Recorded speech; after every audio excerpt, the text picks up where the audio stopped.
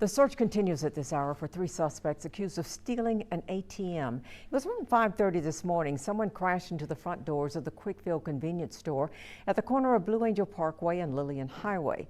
The sheriff's office says 3 suspects were wearing gloves and hoodies and went into the store and stole the ATM.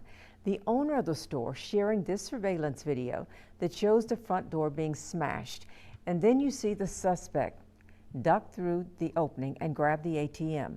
Another angle from outside the store shows a truck near the gas pumps. That truck backs up and the driver centers the truck at the door before hitting the gas and smashing the doors. You can see some of the dust and debris after the impact. The sheriff's office says they are driving the stolen Ford F-250 truck. Now, the deputies found that truck and pieces of the ATM just down the road on Lillian Highway near Fairfield Drive. Anyone with information is asked to call Crime Stoppers at area 850-833-STOP.